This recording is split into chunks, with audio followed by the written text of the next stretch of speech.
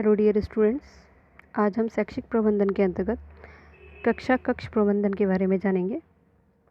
आज के वीडियो के उद्देश्य हैं कक्षागत क्रियाओं के नियोजन की विवेचना, कक्षागत क्रियाओं का संगठन कैसे करना चाहिए, कक्षा क्रियाओं का मूल्यांकन एवं कक्षा क्रियाओं में अनुशासन के महत्व को स्पष्ट करना, इन सबको बताना जिससे प्रशिक्षु इन सबको जान सकें और इनको अमल में ला सकें। कक्षा कक्ष प्रबंधन, इसके बारे में जानने से पहले एक कोठारी आयोग का एक कोटेशन है, भारत का भविष्य उसकी कक्षाओं में निर्मित हो रहा है, जो कक्षा कक्ष की महत्ता को दर्शाता है। शिक्षा एवं समाज, इन दोनों में घने संबंध है। समाज की आवश्यकताओं, आकांक्षाओं, उपेक्षाओं और परिस्थितियों में अनवरत परिवर्तन होता रहता है, जिसका प्रभाव प्रत्यक्ष रूप से शिक्षा पर पड़ता है। फलतः शिक्षा में परिवर्तनीय शैक्षिक आयामों का समाहित करना अपेक्षित है। शिक्षा एवं प्रशिक्षण के क्षेत्र में शैक्षिक व्यवस्था तथा विद्यालय व्यवस्था के विविध पक्षों की अहम भूमिका होती है। शैक्षिक प्रबंधन की सफलता, अध्यापक की भूमिका, कक्षागत क्रियाओं के नियोजन, संगठन, समूह गतिशीलता, कक्षा अनुशासन तथा कक्षा क्रियाओं की स्थिति पर निर्भर करती है। इसके बारे में कक्षा कक्ष प्रबंधन का सामान्य अर्थ कक्षा कक्ष से संबंधित उपकरणों एवं उसके भौतिक व्यवस्था से होता है। वर्तमान समय में कक्षा कक्ष प्रबंधन का संबंध कक्षा कक्ष की भौतिक व्यवस्था एवं मानवीय व्यवस्था से लिया जाता है, जिसका उद्देश्य शिक्षण अधिगम प्रक्रिया को प्रभावी बनाना है।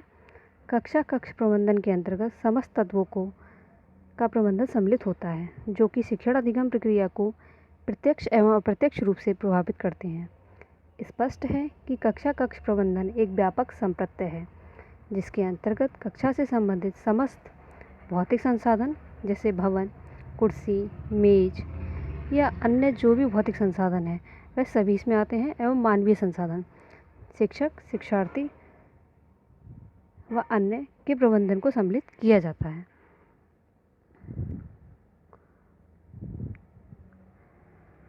कक्षागत क्रियाओं को नियोजित करने के लिए या कहें कक्षा कक्ष प्रबंधन के लिए हमें दो बातें मुख्यतः ध्यान में रखनी चाहिए। हम किस दिशा में प्रगति चाहते हैं, अर्थात हमारे लक्ष्य क्या हैं। इसके साथ ही हमारे पास क्या क्या साधन उपलब्ध हैं, इनके अनुसार ही हमें कक्षा कक्ष प्रबंधन की योजना बनानी चाहिए।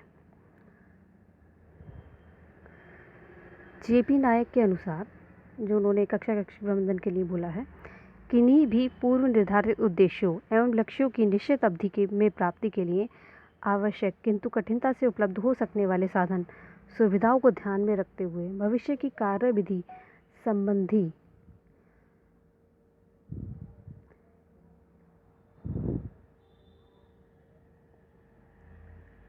लिए जाने वाले पूर्ण निर्णयों को व्यवस्थित स्वरूप ही योजना है।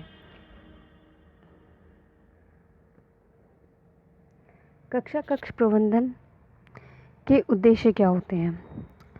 कक्षा कक्ष प्रबंधन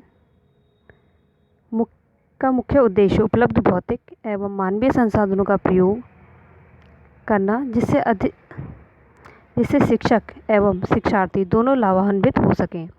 कक्षा कक्ष प्रबंधन का प्रमुख उद्देश्य कक्षा कक्ष को संपूर्ण सुविधाओं से संपन्न बनाना है, जिससे शिक्षण अधिगम प्रक्रिया को रुचिपूर्ण बनाया जा सके।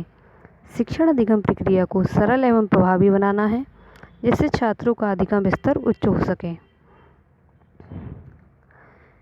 कक्षा कक्ष प्रबंधन के कुछ बिंदुओं के बारे में चर्चा करने से पहले हम इसकी कुछ विशेषताओं के बारे में बताते हैं। जो कक्षा कक्ष प्रबंधन है वो एक उद्देश्यपूर्ण एवं लक्ष्य को पूरा करने के लिए बनाई जाती है, अतः यह आवश्यक है कि इसके लिए उद्देश्य एवं लक्ष्य को पूर्व निर्धारित कर लिया जाए। जो भी साधन या सुविधाएं उपलब्ध हैं उनके बारे में पूर्व चिंतन कर लिया जाए, जिससे समय व श्रम इन सभी का सदुपयोग किया जा सके।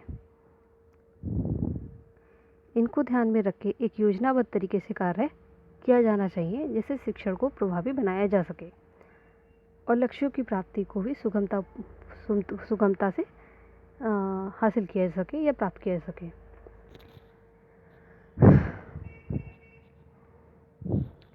कक्ष प्रबंधन के बिंदु जो मुख्य हैं वो ये हैं। कक्ष की बैठक व्यवस्था में लचीलापन हो जिससे समयानुसार समूह कार्य, व्यक्तिगत कार्य या जोड़े में कार्य हेतु व्यवस्था में परिवर्तन किया जा सके। कक्षा में प्रकाश की उचित व्यवस्था होनी चाहिए जिससे कि छात्र सरलता से श्यामपट्ट एवं अन्य सामग्री का अवलोकन कर सकें। इसके लिए कक्ष में खिड़की एवं दरवाजों की संख्या पर्याप्त होनी चाहिए। कक्षा में शिक्षण अधिगम सामग्रियां इस प्रकार रखी जाएं कि बच्चे उनको आसानी से देख सकें और उनका प्रयोग कर सकें। छात्रों द्वारा किए गए कार्यों के प्रदर्शन के लिए स्थान निर्धारित हो। एक आदर्श कक्ष में इस प्रकार की व्यवस्था होनी चाहिए कि सभी छात्र अनुशासन में रहें। कक्षा का परिवेश स्वच्छ और अधिगम हेतु सुविधाजनक होना चाहिए। प्रत्येक कक्ष की दीवारों का रंग हल्का हो। दीवार पर सूचनाएं, समाचार पत्रों की कटिंग, चार्ट, लेख, मानचित्र आदि लगाने के लिए फ्लेनल वॉल होना चाहिए। सामने की दीवार पर उपयुक्त ऊंचाई पर श्यामपट्ट होना चाहिए। कक्ष के आदर्श प्रबंधन हेतु उचित शिक्षण विधियों का प्रबंधन भी आवश्यक है। कक्ष में प्रत्येक छात्र को शिक्षण अधिगम प्रक्रियाओं में सहभागिता का अधिकार समान रूप से दिया जाना चाहिए। स्पष्ट है कि कक्ष प्रबंधन की प्रक्रिया का स्वरूप व्यापक है। इसमें मानवीय एवं भौतिक तत्वों का समन्वयन करते हुए प्रबंधन की क्रिया संपन्न की जाती है। उत्तम कक्षा शिक्षण अच्छे कक्षा प्रबंधन का प्रतिफल होता है। धन्यवाद।